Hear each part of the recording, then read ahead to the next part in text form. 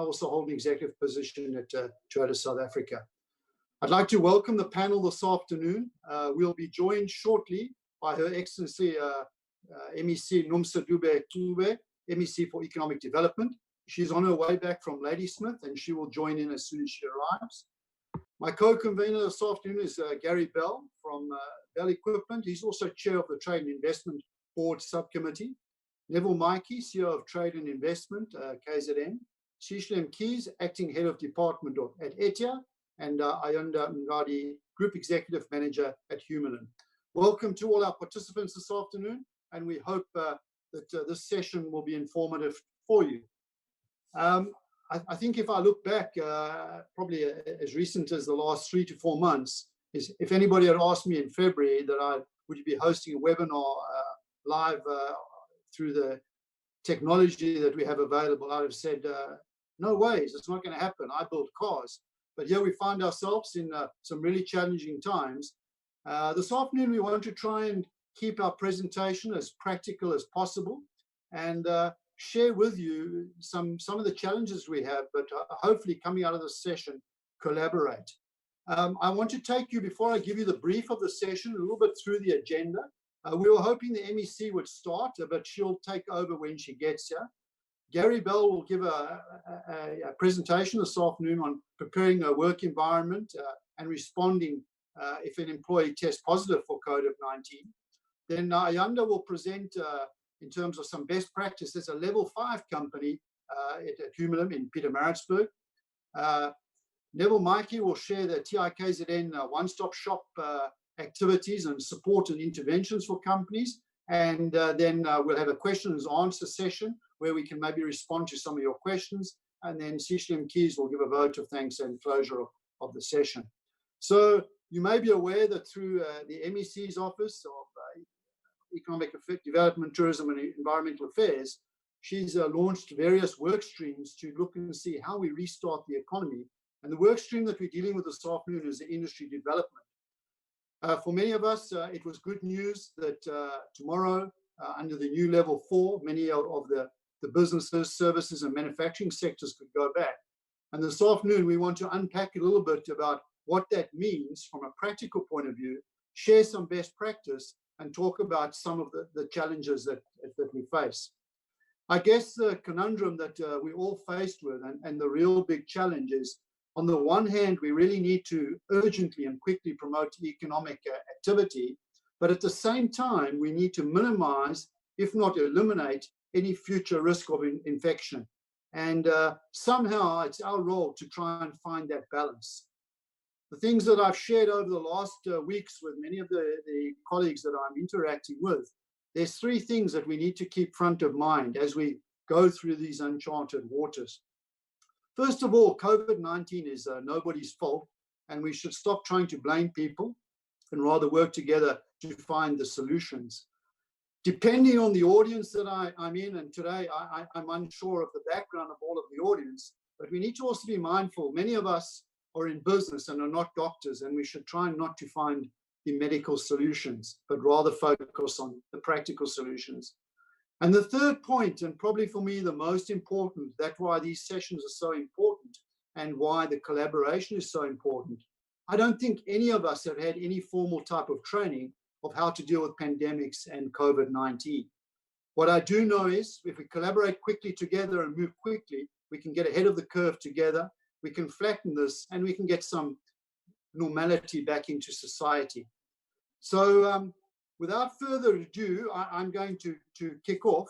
Originally, the MEC was going to take this slot and give some background. So I'm going to go straight into my presentation.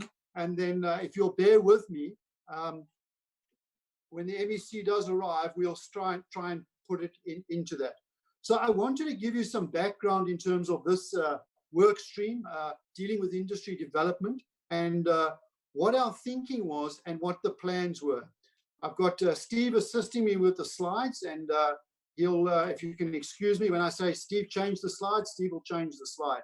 Please, I encourage you to jot down those questions or live tap those questions in there, and then we can have a discussion at the end. So Steve, if you give me the next slide, please.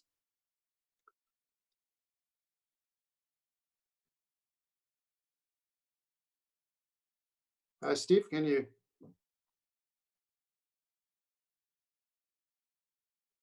This is a challenge of going live and technology. Has it come across, Steve is, Nigel? Sorry? Can you see it? Has it come across? I can see the first slide, critical phases of the industry development plan. If you could call up the next slide for me. I can see phased approach. Okay, I can't see that. Can I confirm if one of the other people are seeing the phased approach? No, we're still seeing the first page, Steve.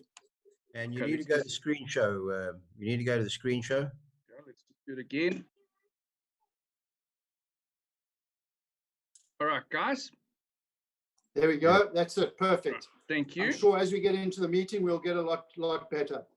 So in terms of this industry stream and the industry development, you can see that we've broken it down into 3 real phases. And just to orientate ourselves, the up arrow is looking at the GDP growth, and the bottom arrow is looking at the 3 phases that we want to approach the industry development in. The 3 distinct phases are restarting the economy. That's the first phase. This is where we're going to find ourselves at 12 o'clock tonight for many, many people, restarting the economy. The second phase is stabilizing the economy. And then the third phase, and probably the real meaningful phase, is the industry development. As a work stream, we felt that we could not start with the industry development until we kickstarted the economy, it was stable, and then we could proceed with that. Those blocks that you see there are intentionally overlapped because we don't mean to do these activities parallel, but we want to do them jointly as we go along.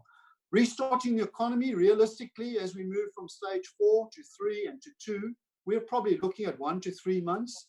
Then the stabilizing the economy probably take us through to the better part of the end of this year. And then the industry development plans are, and I'll talk about it a little further, is to building the building blocks for the KZN economy towards 2025.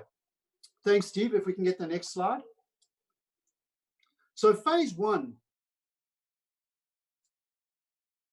and this is really what I want to talk about, and the other presenters this afternoon will really share. It's about where we find ourselves tonight at 12 o'clock. Many of the industries and many of the manufacturing outlets and service and retailers can now start to engage back into the economy and starting. And really the big question is when. It's now, today, and we've all got to do it together. And the theme that we want to follow through this afternoon when we talk about phase one and restarting the economy is what is the new normal and what will the new normal be? For many of us, as we would remember it 5 years ago in our daily jobs or our daily lives, many things are going to be different and many changes are going to be experienced. Thanks, Steve. So I want to talk about in terms of the first phase of where we are and the first phase of our industry development plan, and that's understanding the new normal. So what does return to work really mean? So I guess because tomorrow's a holiday, a lot of people will really in earnest start getting back into the economy next Monday, the 4th. But what does that really mean, and what do we have to do? And Gary, later on in the afternoon, will share with us the real meaning of some of the challenges that we all have ahead of us, regardless of where we participate in the economy.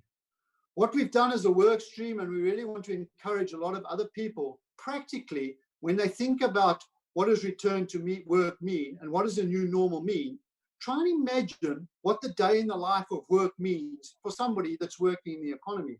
It doesn't matter whether you're in the retail sector, the service sector, the banking sector, the manufacturing sector. From when you wake up in the morning and leave your place of residence, make your way to work, you get to work, you conduct your daily activities at work, and you return home. What does that mean, and what are the changes based on what we've been dealing with over the last 5 weeks? And I think many of you are probably a lot up to date. Some of us are a lot confused about what we need to do, but hopefully this afternoon we can unpack some of this, because if we don't do it correctly, we won't restart the economy. I say, what are the consequences if we do not adapt? And this is the worst case scenario, and this is the reality. Many of the sectors of the economy will restart, particularly where they're labor intensive. If the infection spreads, some of those areas will have to close down and possibly go back to level 5. That's the reality.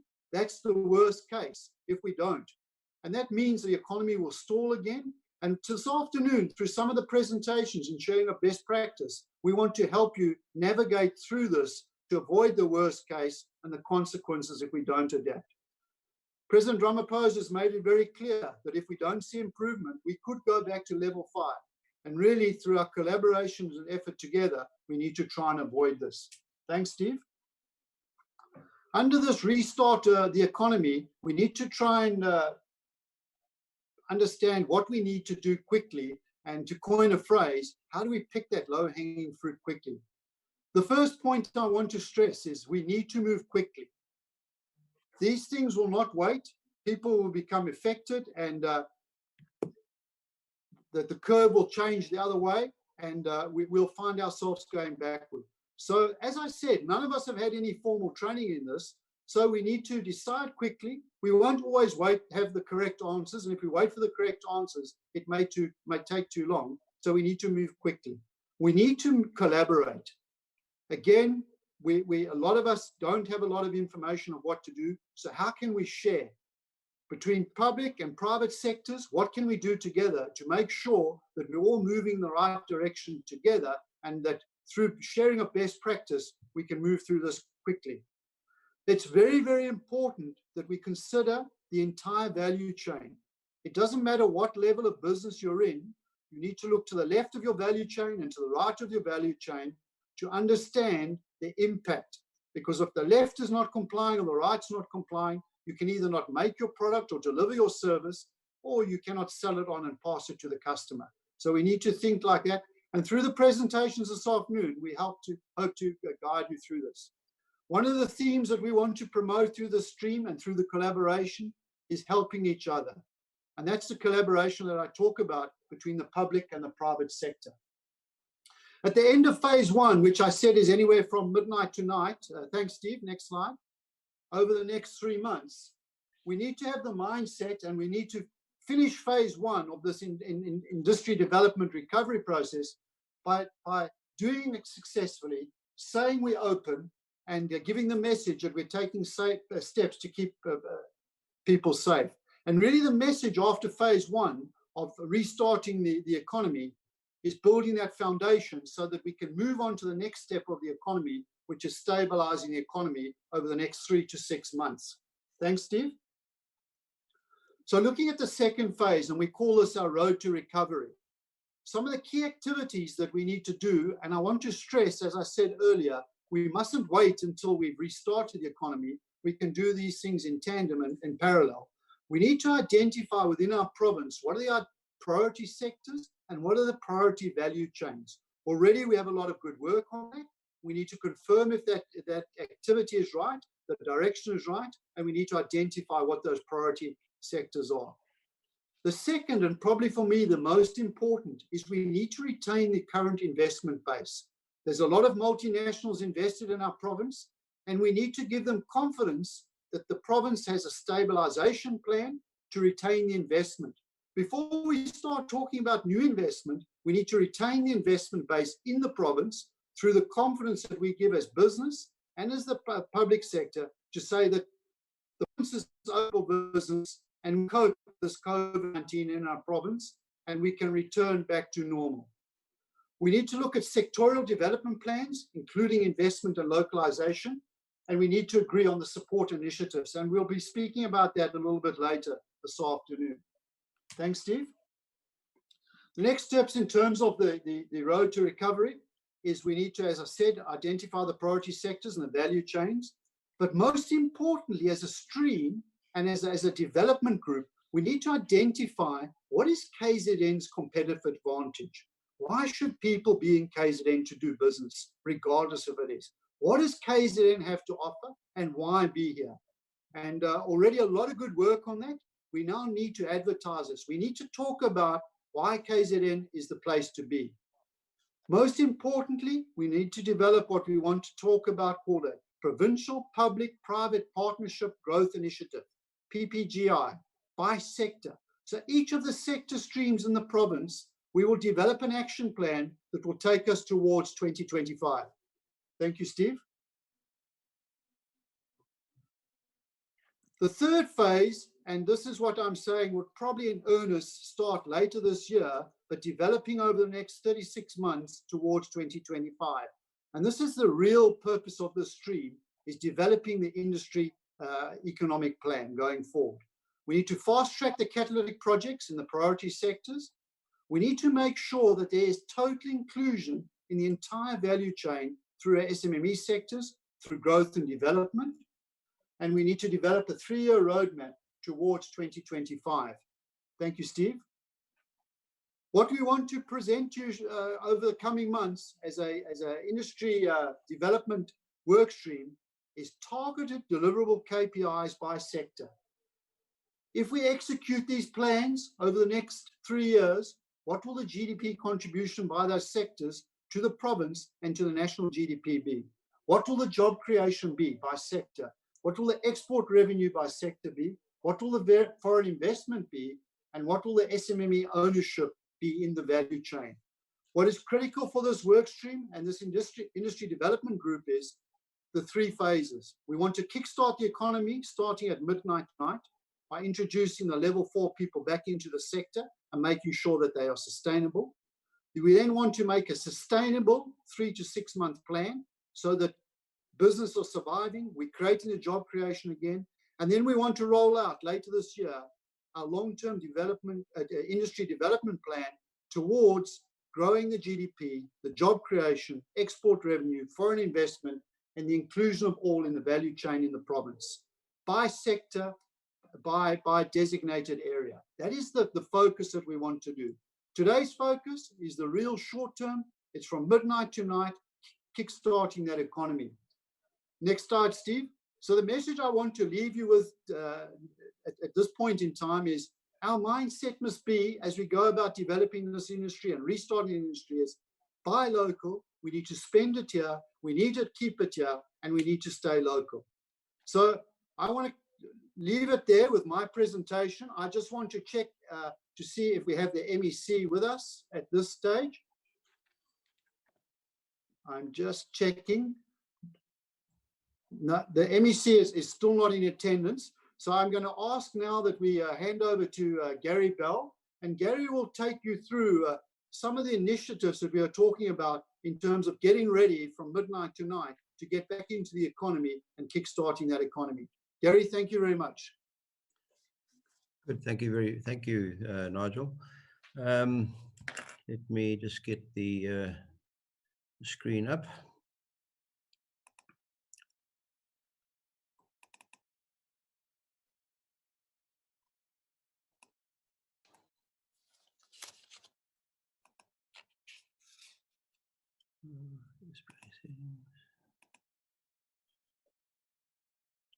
All right, Nigel, you can see it there, can you?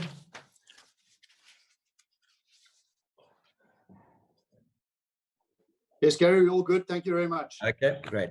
Thanks very much for the introduction, Nigel. And I also wanted to just record my thanks to MEC Dube Ngobe for her insight and for her efforts to get these webinars underway, because they're dealing with the various streams, as you've mentioned. And I'm hopeful that the feedback that we get from these sessions will be useful, both from a provincial point of view, and will be received, well received at the national level as well. Moving through the presentation, I'm just going to give a little bit of a view, business view on the impact on the industry. Some of the things we're going to need to do in rebooting the industry, and as we move forward and progress towards level 1.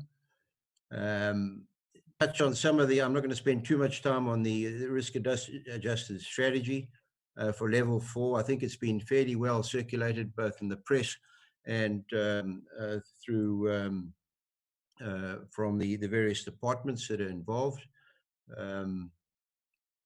And then talk through a couple of issues to guide us through rebooting, or as Neville has termed it, the restarting the economy here in KZN. I'm also going to just point you and give you some sort of a lead onto where to find some information. And here I'm going to refer to Trade and Investment KZN, and Neville, who's with us, the CEO of Trade and Investment, may like to expand on that a little later in the discussions. I don't think I need to emphasize the impact on both social and economic issues across the country, and in particular for us here today in KZN. Business, it's tough enough business dealing with all of the other competitive issues in the marketplace, international competition, and all the other challenges that we have with power and what have you for the last while, and now to have to deal with something quite foreign to many of us is proving to be quite a challenge. My fear is that the informal sector in South Africa will bear the brunt of this impact because of the lineup and the cascading of jobs across the economy. And so I'm very much aware of that and hopeful that we can expedite recovery of the business or rebooting of industries and businesses across the province as soon as possible. We are really getting to a point now, and I think we all watch the development and the number of cases reported every day. We are seeing a little acceleration in terms of the number of people affected, and going forward, we are going to have to be concerned about the impact if we don't get back to work, the impact that this will have on hunger across the region, and it really is going to be a trade-off coming forward. Going forward, the level at which industry is at the moment, there's very few countries in the world, companies in the world that can deal with a 2 to 3 month closure. At this point in time, it's over a month, and I think that we really, what I'm appealing for today is that the powers that be, we understand that they are using a scientific approach to allowing a business to restart, but we do appeal for a little quicker process than might be envisaged, because as I've said, 2 to 3 months, there are not many companies in the world that can be sustained through that sort of a closure. The other point that's fairly important, and particularly in KZN, where there's a couple of fairly large companies that support a huge number of small and medium enterprises, and who in turn support a good deal of our informal sector. I think what we really do need to understand, that we're all in this together, and so the cooperation that Nigel talked about is so critical. We've heard talk of the 500 billion in support packages, and clearly this will help some organizations, but once again, it certainly won't be able to sustain businesses for an extended shutdown period. There's also going to be some, there has been a fairly hectic scramble for assistance from various of the DFIs across the country, and once again, things will be slow, and speed in getting back into business is absolutely critical. Going forward here, I hope to just give you some go-to guidance on who to talk to in South Africa, because it is a little bit overwhelming in terms of where to go and who to listen to, and there's so much information being published daily, and I think that we need to just focus on a couple of sources that can give us real information to move forward.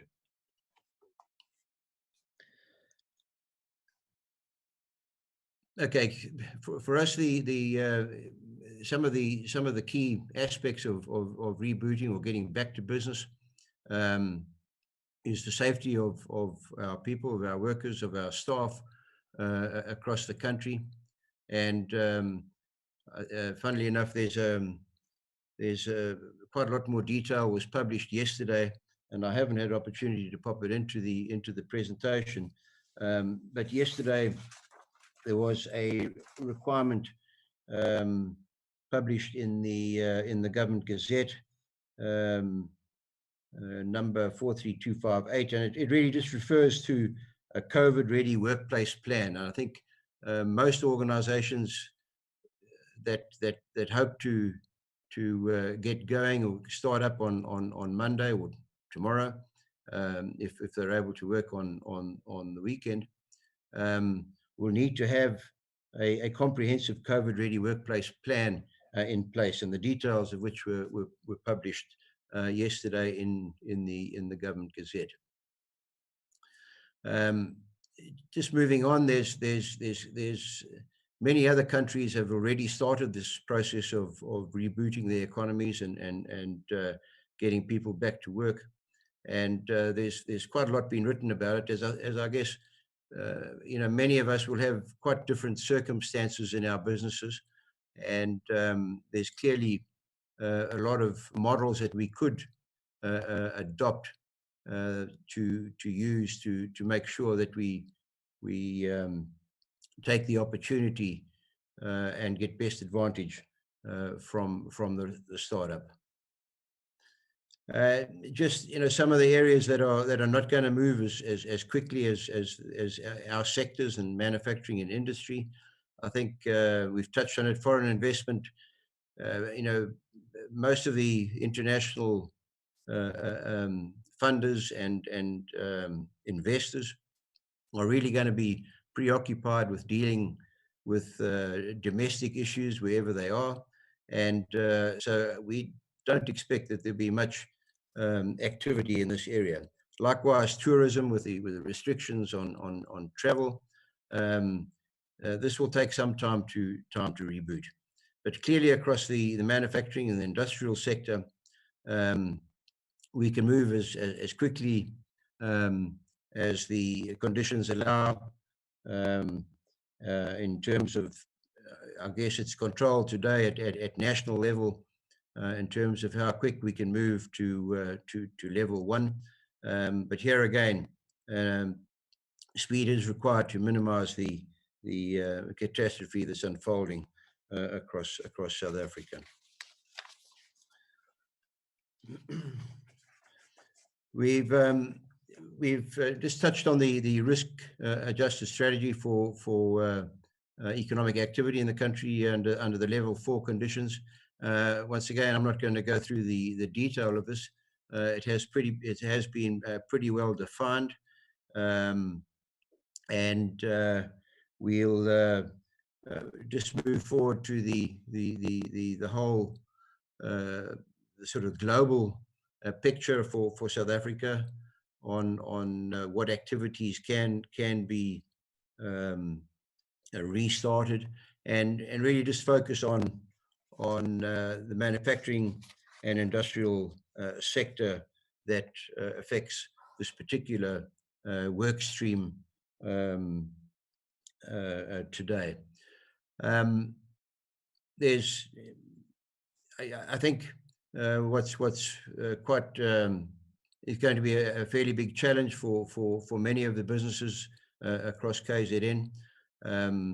Will be there still be considerable cost at working at 50% of capacity. Generally, businesses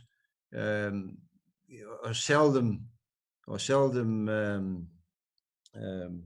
sustainable if they're running it at less than 80, 70 or 80% of capacity. So it is going to be some time. We are very grateful that some industries can get going, but once again, as I've mentioned, speed is quite critical in us getting businesses back to full capacity and sustainable and able to retain jobs. Because I think a lot of companies, and we've seen in the press, have moved to either short time or to salary and wage cuts of some sort to try and retain jobs in the country. But I think it is going to become more and more difficult as time passes for businesses to be sustainable. Just touching on some of the back to work considerations for rebooting the business. There's been quite a number of guidelines published by the Department of Health, Labour, Cooperative Governance, and we will sort of direct you to Trade and Investment KZN, who's going to really be a key point for business in KZN to reference and to find, to ask particular questions regarding the managing this situation that we have. Clearly, a big concern, and I think Nigel did touch on it as well, is the employee safety, and not just in the workplace. We have concerns about the public transportation and other means of transportation for our people, and so safety from when they leave home in the morning through their work day and back home in the evening are going to be quite critical measures for us to consider. Clearly in the workplace, and I think this has been fairly well defined, PPE and hygiene in particular, and is going to need to be emphasized, and I think a lot of people really do understand that, and we've seen a lot of communication in that respect about what needs to be done. Obviously, when people are getting to work, pre-screening, testing, temperature checks are going to be necessary, and probably the new way of working is going to require reinduction training for most employees because of the safety issues, the social distancing, the new way of working that is expected to come out of the changes that we're seeing. Clearly, there's been quite a lot of effort to in terms of the national support packages, finance packages, and various other terms and concessions that have been given. And there is another work stream that has been dealing with this. And in fact, on Tuesday, there was the commercial banks and some of the DFIs talked through some of their proposals, and you can pick that up on the website to understand the content and what's possible from the various organizations. It's also quite important that the supply chains, shipping, air freight, various transportation means across the country also ramp up together with the manufacturing and industrial sector, because they're obviously integrated and a vital part of everyone's business today. I think what is critical as well is to is communication and ensuring that all stakeholders are engaged and understand expectations and the changes that are going to transpire. I have touched on some of this here, but I think this is also dealt with in some detail in the COVID workplace plans in terms of what needs to be provided for the safety and health of employees. We have touched on the need to well, from the work from home concept and replacing a lot of the face-to-face meetings with virtual communications. I think it has been pretty widespread, and I think this is one of the industries that is growing particularly well is the communication sector that's ensuring that we're all able to have this kind of a communication that we have here today. Minimizing the number of workers on site is going to be a little bit of a challenge, particularly now particularly if there's if companies are operating a shift system. We with the current curfew arrangements, one would hope that when we go to level 3, that shift system would be allowed, because that does allow you to kind of spread the workforce across 24 hours instead of the 8 or 10 hours that we currently allowed. There's, as I said earlier, there's quite a lot of information from the Department of Health, the Department of Labour, and various other departments to guide us in terms of what we have to do. I think a lot of emphasis needs to be put onto the training of and education of employees and workers in terms of the risks that we face dealing with the COVID-19.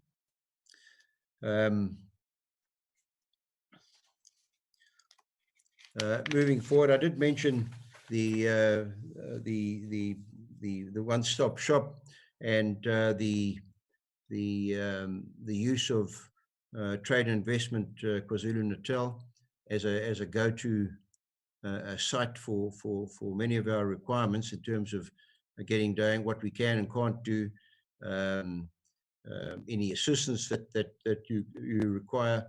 The website is up and running, and I understand this particular document has gone live, and this particular document deals with once again the work environment and how to respond if an employee does test positive, how to deal with it.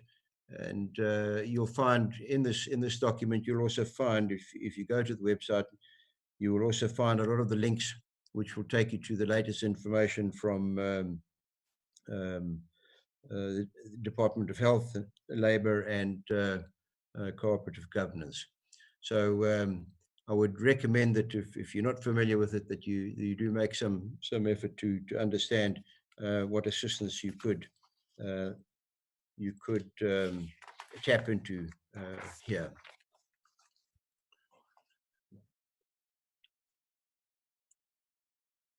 Right.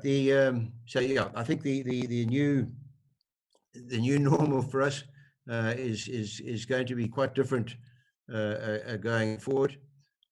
Certainly for a while, the restrictions that we currently have are obviously some relief for business, but as I've said earlier, not many people can survive on a 20 or 30% of their volumes. In fact, some businesses would possibly prefer to stay closed until they're allowed to go to a 50 or 75% of production, because you start getting into a break-even level. We've talked about the high levels of hygiene control. I think we're going to be living with social distancing for some time until either a vaccine or herd immunity is achieved, and that's also going to make it fairly challenging for businesses unless you can switch to a shift system and utilize more hours in the day to minimize the number of employees on a particular site at a particular time. We have touched on greater use of the ICT technology, things like Zoom and Skype and the likes. I think the working from home a concept will be applied in many instances, but there is I think the information tells us that one can expect probably a 20 or 30% drop in efficiency because of people not working necessarily in a team, and so one needs to put in place the controls to make sure that you are in fact getting value from a very much greater proportion of your staff working from home. We do expect that global travel will also be subdued for some time, and once again we can use the technologies to communicate pretty effectively, and business shouldn't have to worry too much about that at this point in time.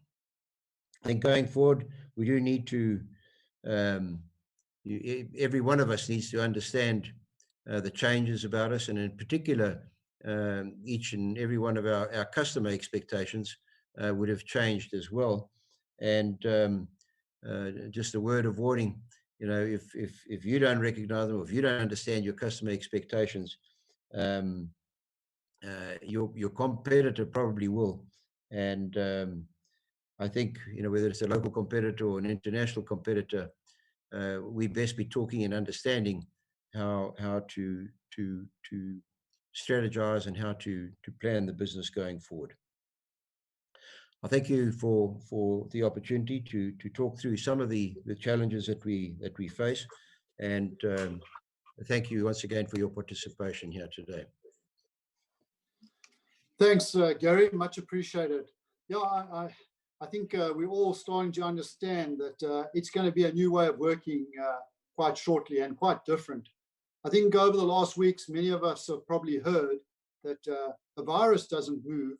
It's actually people that move with the virus. And what we need to keep front of mind is about creating safe environments, which you spoke about, and the well-being of our people. And I think you touched on it. What is key is the speed that we do things, how we collaborate with everyone, but more importantly, how we educate the people around us. From the time people leave home in the morning until they return home at night, we need to think about that cycle, what's changed and how we can do to educate people along the way. So Gary, thanks for your input. I know things are new, they're fluid and they're moving all the time, but I think it's given the audience a flavor of things to come in terms of the new normal. So thank you very much. I'd now like to push on with the agenda, and I'd like to welcome to our webinar to the next panelist, a lady from Pietermaritzburg, Ayanda Mngidi.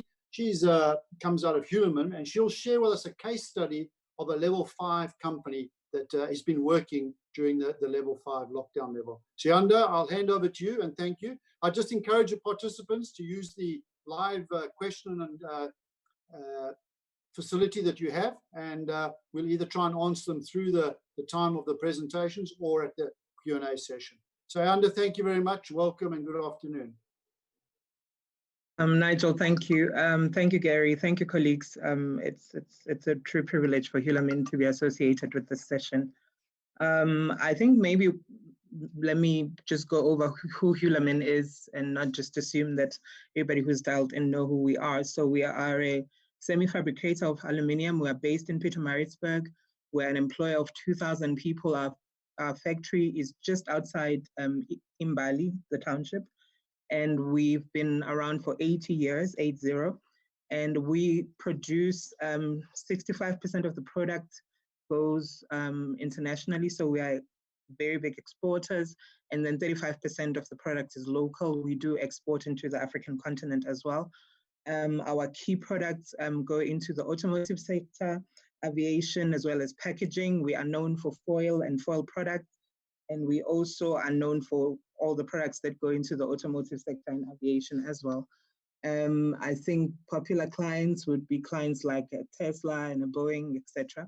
And in terms of locally, it's all the aluminum cans that you see around. When the can migrated from steel to aluminum, that was the gap that we went into. So we've been obviously operating under essential services, and we anticipated this because obviously we knew that our packaging goes into the food, into the beverages, as well as the medicines.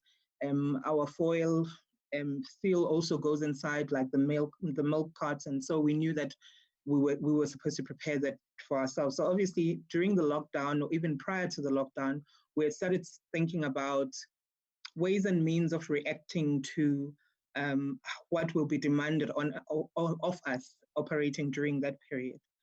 I think, let me just also indicate that I chair the Manufacturing Circle, which is an association for manufacturers nationally, and it's mostly big business, but we're starting to bring in quite a number of SMMEs as well. And our campaign, which is what I'm going to refer to as we go on, actually was driven from the Manufacturing Circle side, which I am a member.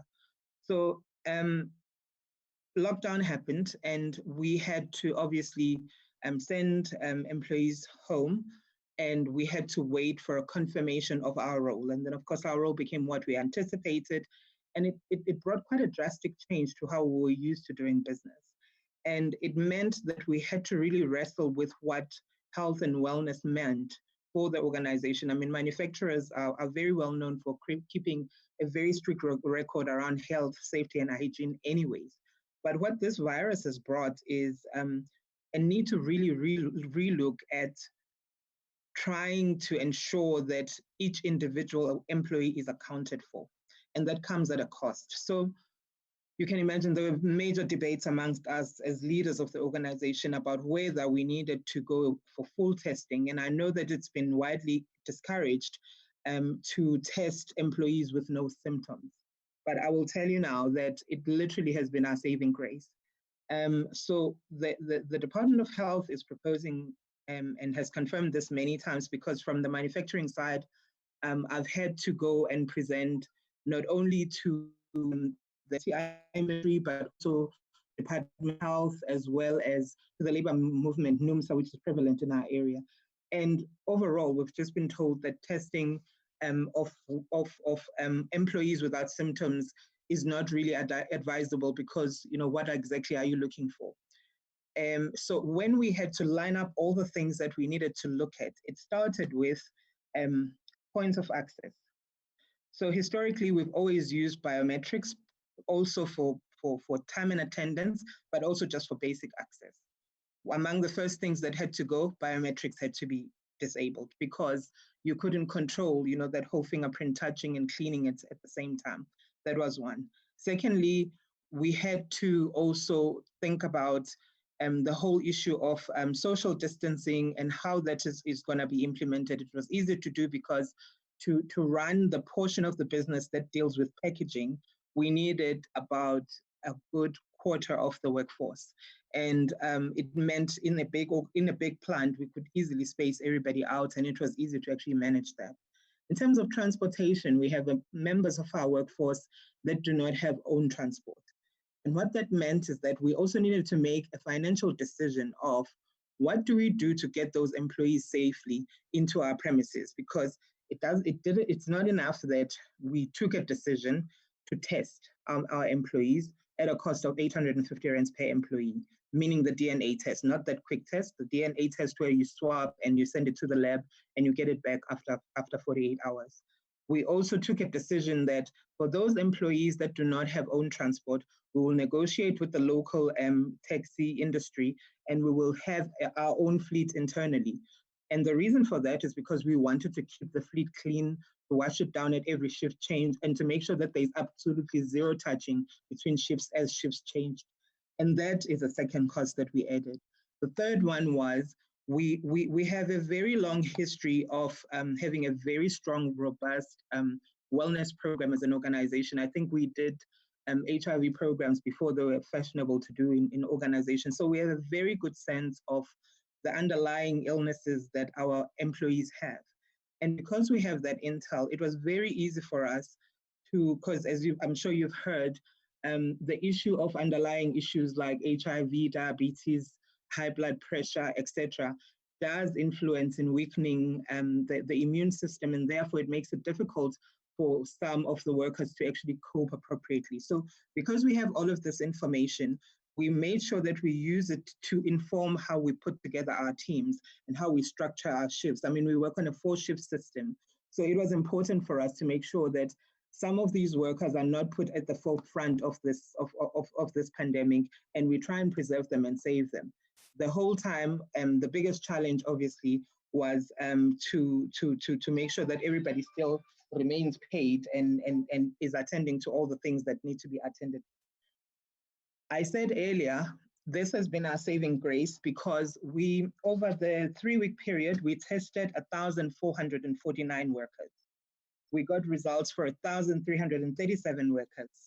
And as we were testing that last group of 1,449, we discovered our patient 0. So we ended up with 2 patients that had COVID-19, but the response plan was very easy because we had always scenario planned that this day was always going to come. We actually thought it was going to come much earlier, but by the time it had come, like our COVID-19 protocols were very well entrenched.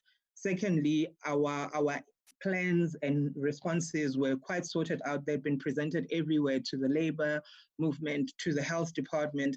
We had onboarded the health department to be in anticipation that because we've got big numbers, when this happens, we need a quick response. And we had scenario planned a response time of not more than 5 hours. So meaning from the time we know that there is a patient 0, we must have been able to round off the person, quarantine the person, trace with the team, make sure that we go back all the way back to the family. And so the 2 individuals that ended up positive, we were able to trace about 13 people around them, and all of those people have been quarantined together. And we are quite excited because tomorrow is going to be the last day of the quarantine, and then they're going to be retested.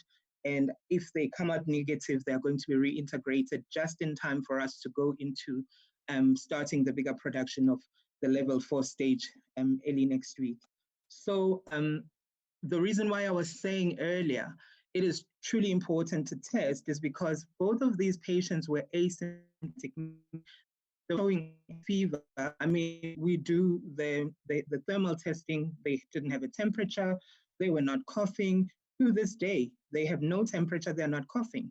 So the question is, how do you then find out that they're really sick without actually testing, in as much as it is a costly exercise? And for us, it has proven to be quite a saving grace. And I think when we had to make recommendations, therefore, because Manufacturing Circle had to put together a manufacturing lobby for the manufacturing sector to the ministry and to the DTI minister, we had to propose that we, as organizations, we must be accountable. We can't just sit and demand for government to move us quickly through the levels without us being accountable enough to want to have a very transparent plan that is checkable. Meaning you document what you are doing, you document the cases you're having, you document the regimen you're having, even if you're testing or not necessarily testing, but whatever you're doing to keep the organization clean. And what you've done when you found patient 0, for example, when we had patient 0, everything that we did to cleanse the organization. We've kept records of that, who did it, how long it was done for, what the rest period was. And we had to shut down the whole place when we actually found the patient 0. So in the recommendation that went to the DTI and to COPTA, we had to emphasize those, and we focused on 3 areas in terms of the areas of the economy that we were recommending for level 4. Number 1, obviously, we were indicating that it was going to be really difficult for the industry to go back at 20%. That was the first one. And we were proposing that at the very least, let industries be allowed to come in between 50%, and in fact, the pool industries like automotive and mining be allowed to operate at a level that's slightly higher, so that you start having a value chain that starts opening up. We also recommended that we needed the supply chains to be open from the word go, because industries opening up and supply chains being locked would lead to an absolute paralysis and would defeat the purpose. The third one that we recommended is the issue of exports, because some of the members and some of the companies in the organization, you found that a lot of their capital was tied in finished product that was waiting for export, but because it was part of the non-essential goods, it meant that they couldn't actually trade. The reality of it is we can only recover the economy quickly by trading ourselves out of this problem as quickly as we can. But Gary, what I would emphasize is that speed is of the essence, but we will determine the speed by making sure that we're keeping our workers healthy. Because if manufacturing is allowed back on and all of a sudden there's a spike, I mean, we wouldn't blame government if suddenly government says, no, let's go back to level 5. So we have to take responsibility and make sure that our plans are not only transparent, but that our plans are auditable, and we can stand next to the courage of our conviction and know that our hearts are in it, and that we are very invested in keeping the health of our own businesses by keeping the health of our workers a priority. At the risk of preaching, I think I will end there. I'm happy to answer questions later. Thank you. Ayanda, thank you very much. I think if we all just take a step back, many of the audience are probably only going to move into level 4, and you've been living it for the last 5 weeks, and listening to your story and the passion that you tell it with, I think it gives us a flavor and an appetite of what we've got to come our way. I think some really key points that you emphasized. The first one you said, as you've been through this journey over the last 5 weeks, drastic change is required. And I think that's what Gary was saying. And some of the things you've had to do have been real and practical. And, you know, in times like this, it's very difficult to encourage people to spend money. But making that investment in the short term is certainly going to give some long-term gains to bring stability. If I look back at both Ayanda and Gary's presentation, and we look at the topic of the webinar, talking about industry development, if you didn't understand what we're trying to do in terms of the 3 phases, it would seem a little bit out of context. But what for us is really, really important about the industry development is restarting the industry. And Gary's alluded to some of the challenges we've got. Ayanda has just made it real in terms of what they've had to deal with over the last 5 weeks. And the point that we want to emphasize this afternoon, this first stage of the new normal and restart the industry, if we don't get it right, as Ayanda alluded to, we might go back to level 5, and that would be disastrous. That is the worst case for us. So really today was about just talking about and sharing the challenges that we've got ahead of us. Gary giving it to us as we're going to know the new normal, and Ayanda has been living through that drastic change, as she calls it. So yeah, I think those 2 topics, one is, I don't say in conflict with the other, but really complementing the other. It really gives us an idea of the challenges that we've got. And as you rightly say, if we don't get it right as businesses, as in industries, we will go backwards. We won't build that foundation that I talk about in the first phase. And it'll be very difficult to give compelling reasons why KZN is the place to be, because we won't have our hands around it. So it's onerous on all of us. Neville, I think if I understand right, the MEC is still not in the meeting. So I'm going to now hand over to Neville Mikey, the CEO of TIKZN. And Neville's going to talk a little bit about the one-stop shop. And if I look at some of the live questions coming through, certainly I'm hoping that it'll address some of those questions that you have. So Neville, thank you very much for sharing your time. I know you've been a big driver behind this program. Certainly to me and the team, you've been supporting us, and I'll take this opportunity to thank you for all that effort that you're putting in the background to make this possible. So thank you very much. I'll leave it to you. Thank you very much, Nigel, and thank you to you and Gary for your leadership as well. I will go straight into the presentation, and just to indicate that some of the areas that you have highlighted as sort of living proof of what needs to happen.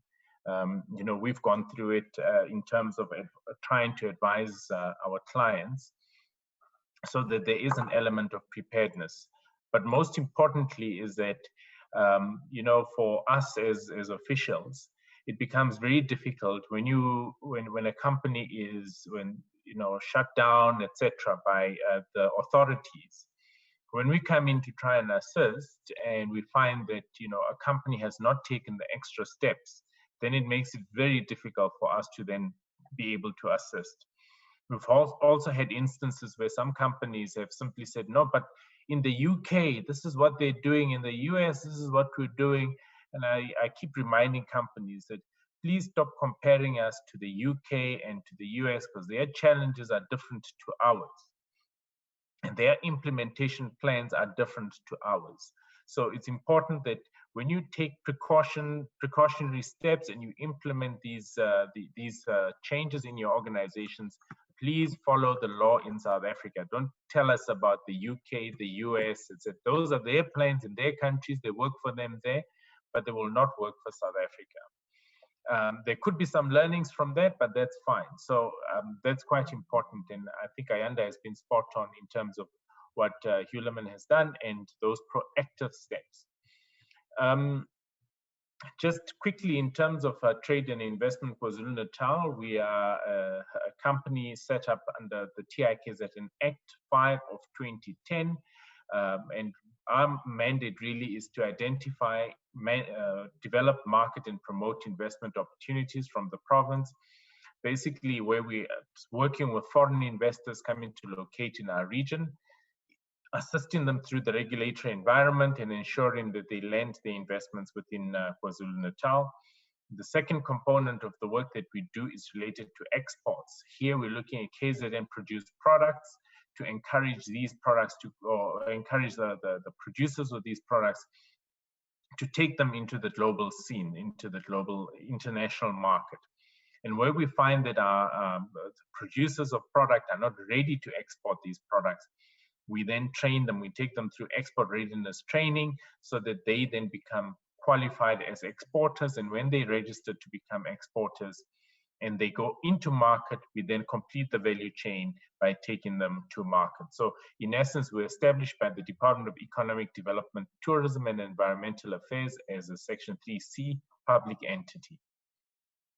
Going straight into the one-stop shop model, this was established through the Department of Trade and Industry under Invest SA. So Invest SA has got a one-stop shop center in Pretoria, and Gauteng, Western Cape, and KwaZulu-Natal are satellite offices of the one-stop shop. And within the one-stop shop, we have the entities that are listed there on the left: Department of Labor, CIPC, Economic Development, Tourism and Environmental Affairs, specifically the EIA section, because that's where the permitting comes in, SARS, and Home Affairs through VFS. The VFS specifically deals with visas, etc. There are some numbers on the right on some of the applications that we've handled just in the last couple of months in terms of these entities. But obviously the most busiest for us is the CIPC, as well as the Agency for Food Safety that handles large volumes of applications that come through them. So this is really to try and create a seamless process between government agencies to assist companies through our one-stop shop center. COVID. What have we done under COVID? The intervention through the one-stop shop. We've specifically looked at linking inquiries of all sorts of different inquiries from companies, and we've set up a call center within our facility. It's headed by Mr. Ndumiso Mlambo, who's our GM for One Stop Shop. And within the call center, we handle all sorts of inquiries. Initially, the intent of the call center was really to assist companies in providing information on the relief measures that have been implemented by government. But we found questions about food parcels, about the UIF fund, etc., etc. So it's been multi-sectoral, but we haven't closed that door. We've got the necessary contacts so that we're linking anyone that phones through the call center. We also have launched an electronic inquiry app created on the TIKZN web portal. This app really seeks to make it easy for people to log their challenges, as well as also where they require information on the support measures, that they're able to log those onto the app. And this is really through a team through Mother Department of Economic Development, Tourism and Environmental Affairs, and through our linkages also with the Durban Chamber of Commerce. In the Pietermaritzburg Chamber, we've also been able to mobilize some of the business community really proactively from the chamber movement, particularly the Durban Chamber, where they've said we've got companies that are prepared to assist pro bono in terms of giving advice, whether it's on the finance side, on the labor side, as well as on just legal matters. So this has been a proactive stance, and really you're going to be seeing more of these interactions where we give you information and we are tailor-making that information specifically tailor-made to your business interests. So this is through the partnership through the Durban Chamber, which is a very good partnership. That branding, that whole model is called Usizo KZN, and we'll talk more about it in the following webinars. We've also assembled a team to assist informal traders through our Mother Department Economic Development, Tourism and Environmental Affairs, because there's been lots of confusion in terms of the registration of the informal traders for them to trade, etc., those that are listed under essential services. There is an email that we are requesting everyone to submit their information on or their inquiries on. It's called kzn-oss@tikzn.co.za or business.support@tikzn.co.za. And at the bottom here is a link to our help desk.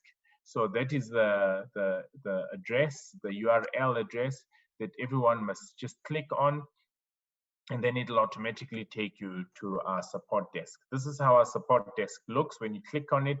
And then when you click on any of these two icons, then it'll automatically take you to, if you're reporting your business challenge, it'll take you through to a different screen where you can then record your business challenge and we'll respond to that.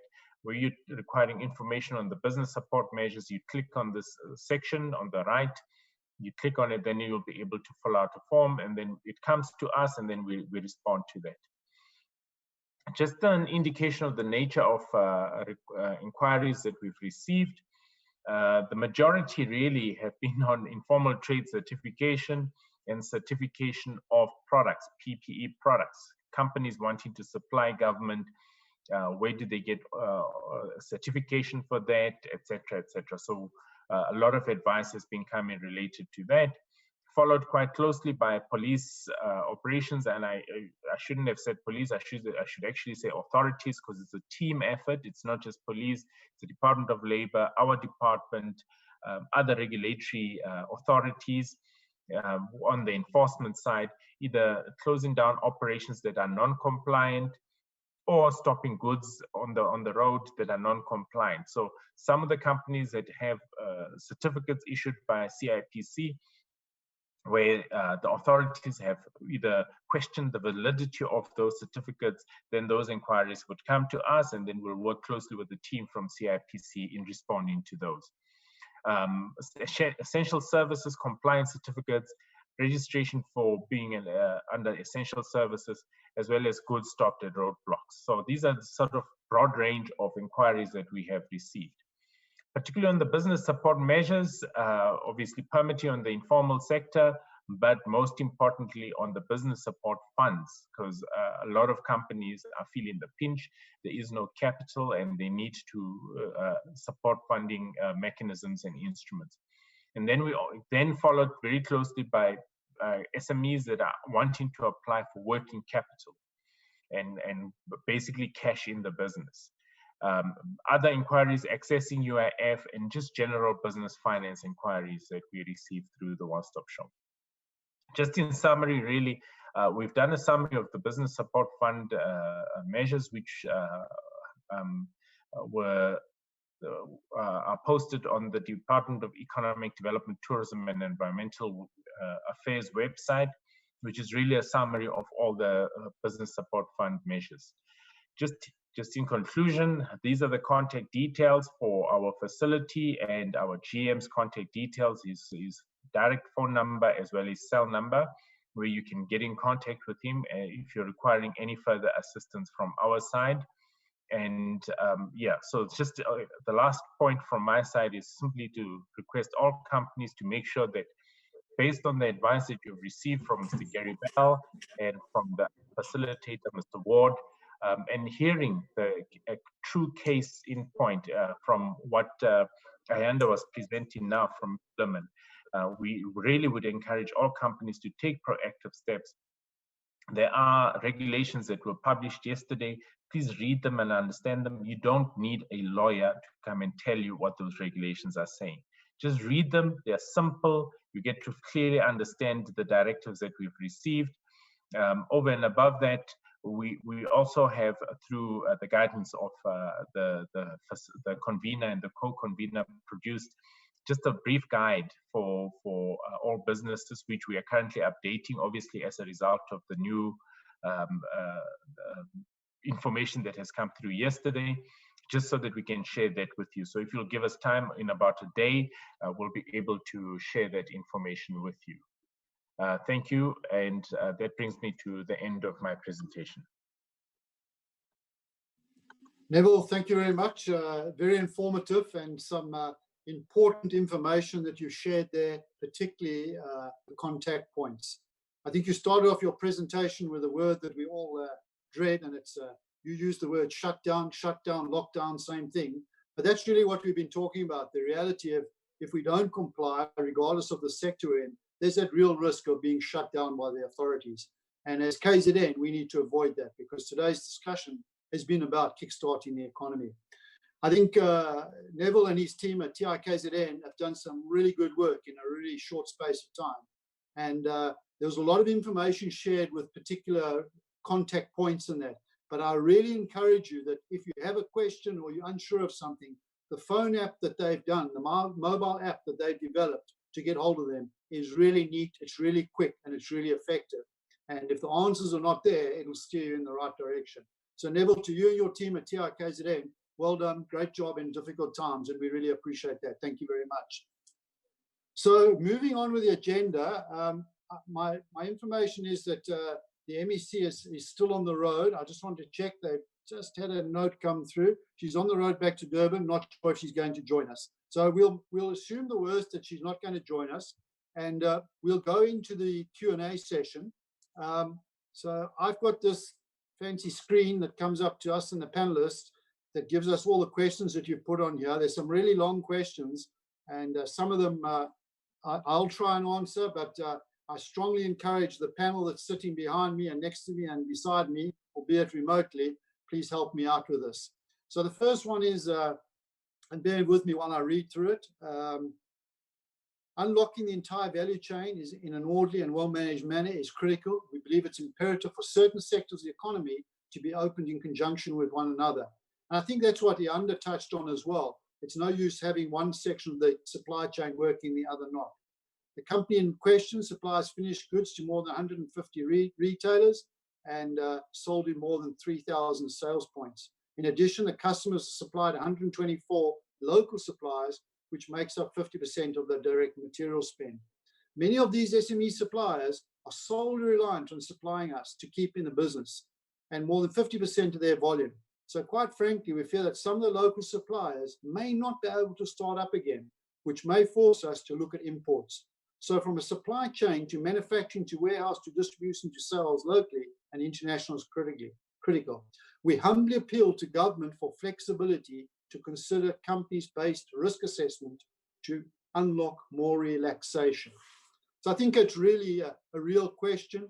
I know Ayanda touched on it. I spoke about the left of the supply chain and the right of the supply chain and how they all need to work together. And there's certain elements of the economy that will be unlocked tomorrow nationally where they can manufacture, but their retail sector has not been open. And this is a real thing. And I don't want to skirt around the question other than to say, similar to a lot of other people, we need to make jointly representation to the National Command Center with support of the province and KZN to make sure that the entire value chain is unlocked at the same time, and demonstrating at the same time that we clearly understand the social distancing impacts if we do that, as well as what we'll do to provide good healthcare and compliance. I'm not sure if any of the other panelists want to add anything onto that question. Yeah, Gary here.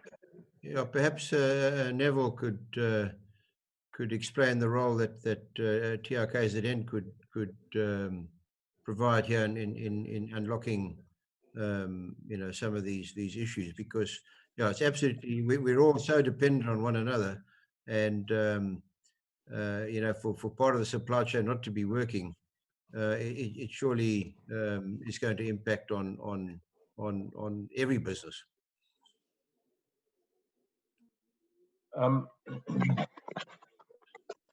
Thank you very much, Gary. Yeah, so basically, in terms of the supply chains, I think Nigel has spoken quite a lot about that one. But in terms of engaging with the private sector and the part that he spoke about in terms of collating representation to national government, if you could communicate those, I'll give my email address at the bottom of this to myself. I'll also include my colleague at the department, Fikiswa Pupuma. If we're able to get these representations, and then we'll be able to collate them, because through our department, there is a combination and a consolidation of these requests, which then be sent through to national government. No, thank you, Neville. Thank you, Gary. The next question is, and this is a good question because it's a practical question. Will manufacturing businesses be able to work night shift if the movement of employees is outside of the curfew hours? Now, I have my own interpretation because I've researched it, but it is not entirely clear. My current own personal understanding is that if you have traditionally operated a night shift operation, that can be part of your normal level of integration in terms of being able to do that. I'm not sure if anybody, other panelists, have any comment on that. Sorry, Nigel. I think the Hulamin experience has been that when the CIPC allocates you your certificate, they enable some of those areas as well. So like I indicated earlier, we run a 4-shift system, and our product, in fact, you have to have a multi-shift system to be able to practice social distancing properly. So if you have the capacity to work in the evening, it just works for your numbers better. Yeah, so I think that's the general feeling, and I think that's the stance many people are taking. Thank you. The next question is, let me just pull it up here. What will be the immediate interventions that would be required from the city regions like eThekwini, which is a provincial economic hub, to support industrial development during the period of lockdown and post-COVID-19?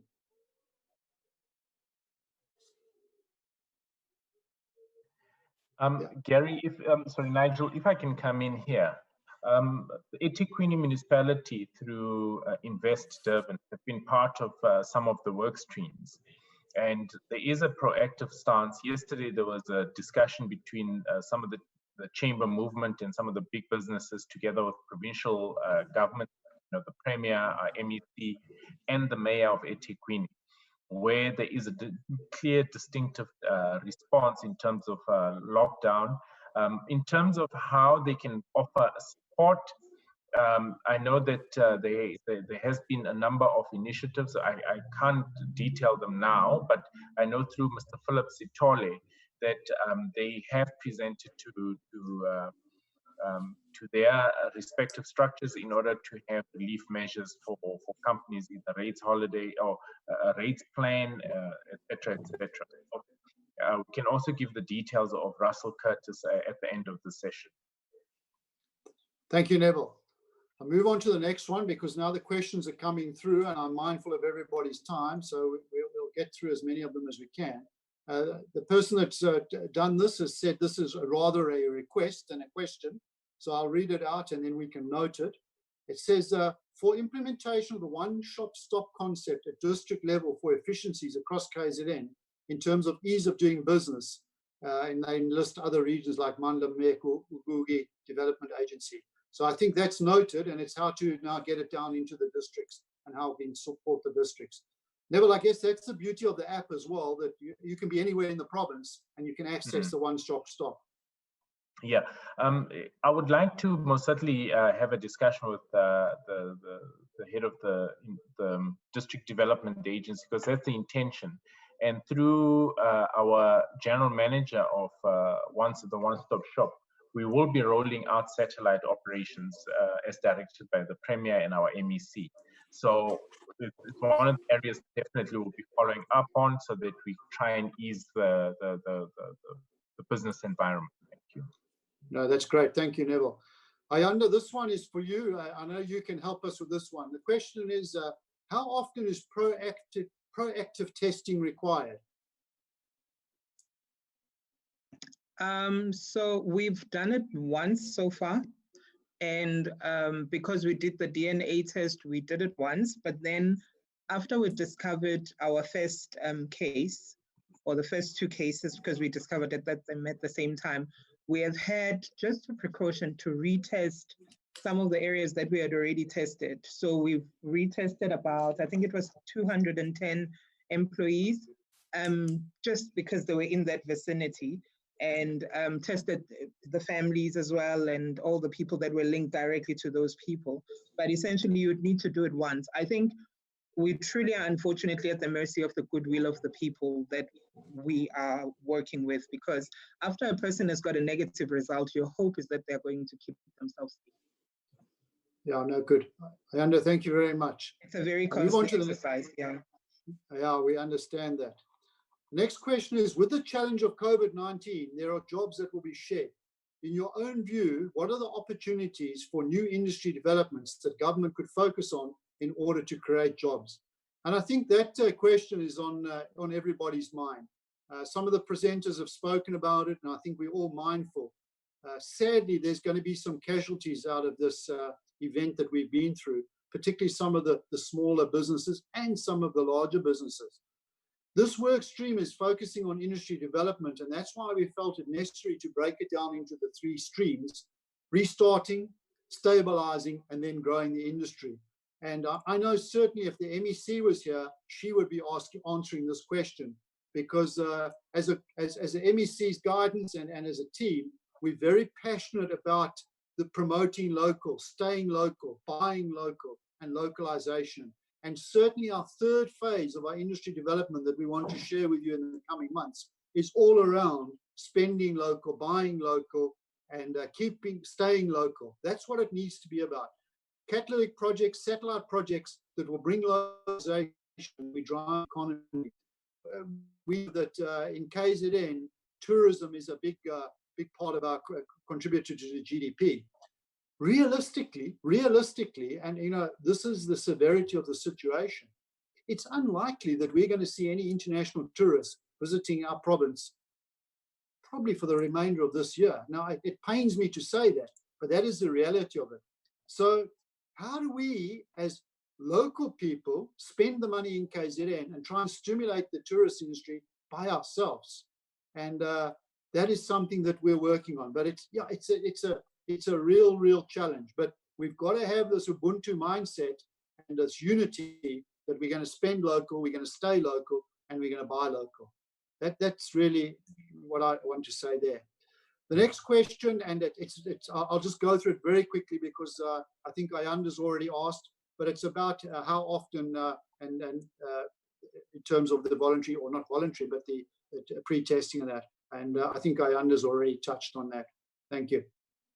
Next question is a relatively long one, and Neville, to you and your team, I'm just reading ahead of it. Maybe you want to just listen carefully because I can't help you with this one.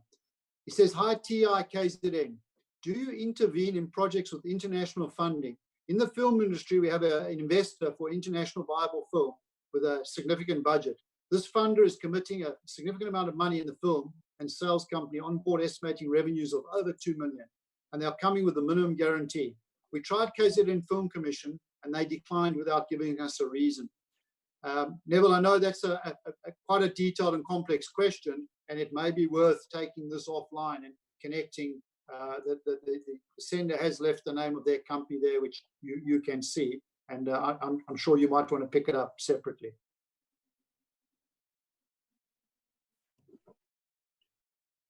You're on mute, Neville. Sorry. Thank you, Gary.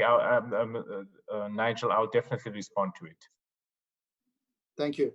So moving on, would the 30% include or exclude site security, hygiene, sanitization contractors? This is a really good question. And again, you can take the gazettes and the guidelines and you can't find the answers. And this is my own interpretation, and I believe it's an accurate one. Very, very simply, if you have 100 employees on your site, I guess when you're under normal operations, your security and your hygiene and sanitation people would also include maybe your 100, plus let's assume they have 30.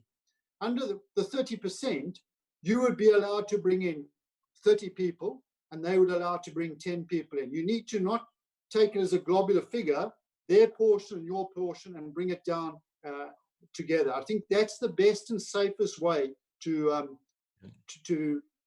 apply that ruling. So take your external contractors that are working on your site, total them before lockdown, a third of that, yours and a third of that, then I think you're fine. I don't know if anybody else has a comment on that. Yeah, that makes sense, I think, Nigel. Okay. The next one is, will all businesses in the sectors approved for phase startup need a certificate from CIPC? Was this not only for essential services at level 5? Neville, do you want to have a go at that? I have my interpretation, or Gary, I know what I think should be done. Neville? Thank you. I know the new requirements came in yesterday.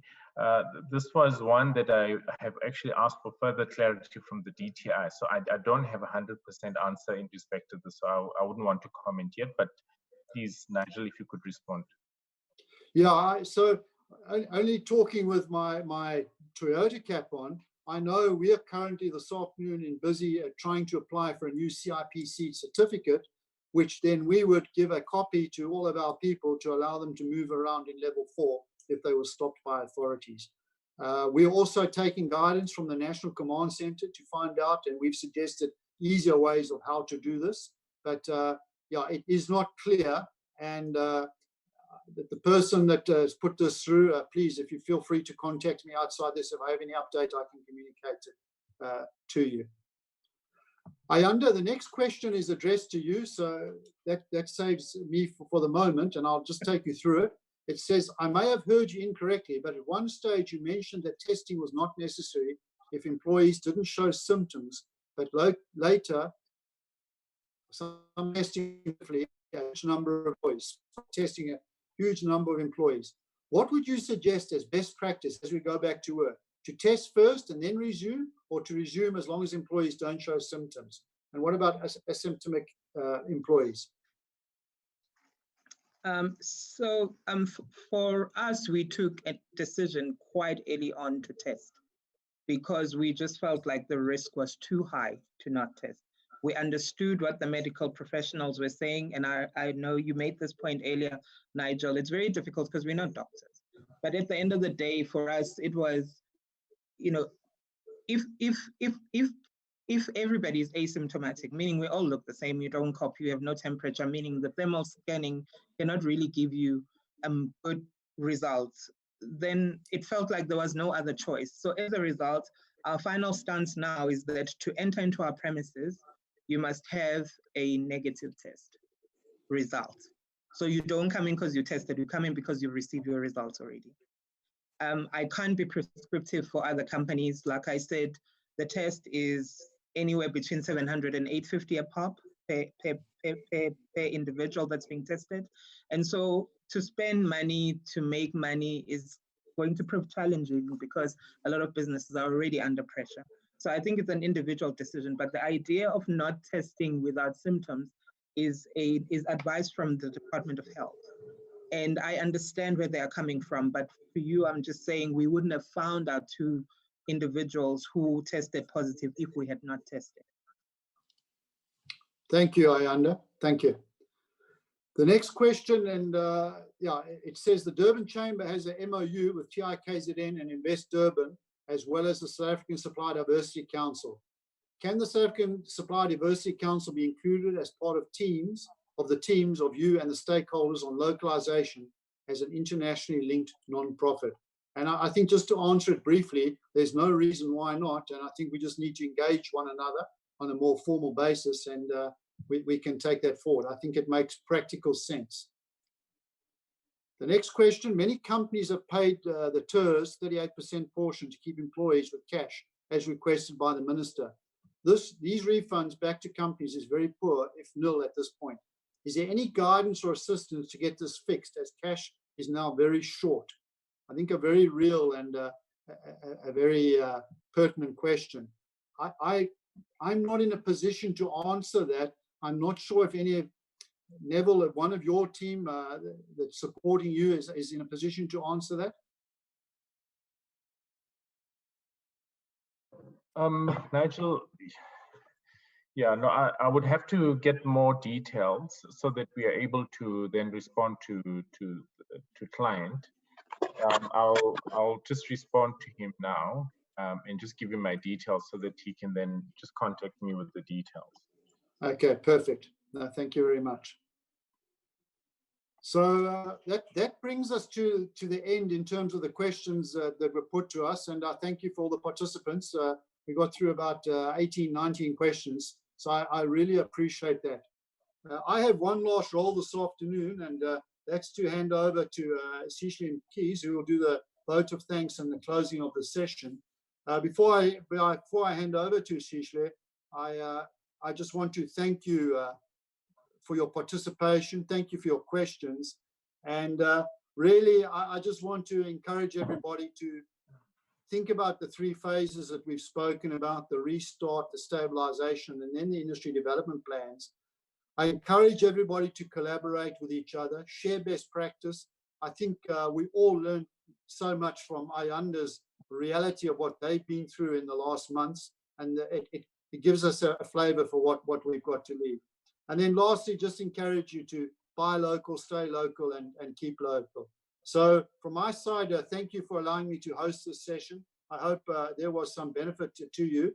And over the coming weeks and months, this work stream plans to host some more as we go through our 3 phases of industry development and really putting KZN back on the map, and not only contributing to our own local economy, but to the national economy of the country.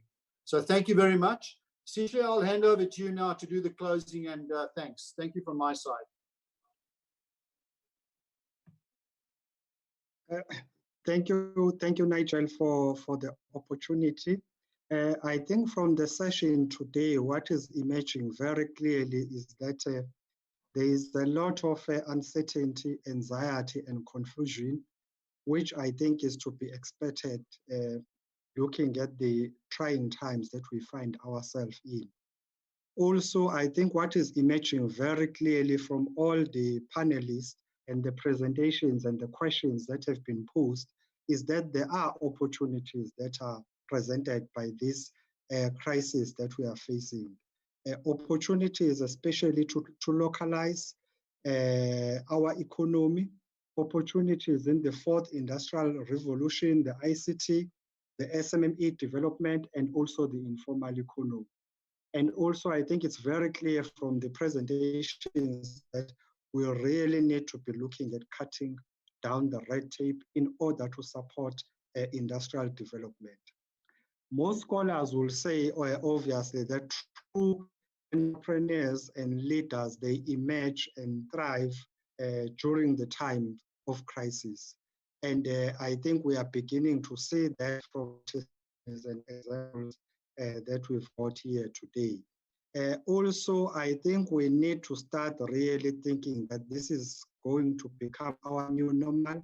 Some of the behaviors will need to stay with us. There is no post-COVID in some of them. We need to treat them as really a new normal. And also that we need to hold each other's hand and help each other. We need all hands on the deck. And I was quite impressed about an example of Hulamin. And also that's what we've been seeing in our engagement with all the social partners, business, labor, civil society, that they are speaking with one voice in terms of saying, let's put people first, put people before the profits. And that's the sustainable approach that all of us, we should adopt. So definitely the collaboration amongst all the key partners is going to be key and fundamental as our industries really remain the bedrock of our economy. I like the point that Nigel, you made, that business retention is going to be key and fundamental, that we do it so that we'll be able to start thinking about expanding, to start thinking about investment attraction. I would like really to take then this opportunity in closing this webinar to thank the MEC in absentia for her visionary leadership during these trying times. I think she has really done quite a marvelous and excellent work in terms of driving these webinars and a number of other interventions in supporting businesses, SMEs throughout the province. Also like to thank you, Nigel, for steering this webinar session. I think it was done marvelously and excellent, and your insight in terms of the issues that we are dealing with, it was quite crucial and very key. We also want to thank all our panelists, Gary, Ayanda, and Neville, with your insightful presentations, which were practical and precise, which is what we need now, telling us exactly your experience, what needs to be done, and really what interventions needs to be put in place as we go ahead. We really learned a lot from the presentations that were made, and also your responses to the questions that have been posed. It's been really very good. Also would like to take this opportunity to thank the technical support team that have made this possible throughout various platforms. We are not only live here on this webinar, but also Facebook, YouTube, quite a number of other platforms where other people are joining us. We thank you, all our technical team and the Secretariat for making sure that we've got such a number of participants who are here. And very last, we would like to thank all the participants in this webinar and those that are following us through various platforms. We really appreciate your time that you have spent with us, your questions that you have posed. I know some of them we indicated that we'll come back and respond to them. We are all in a learning curve. We are learning together.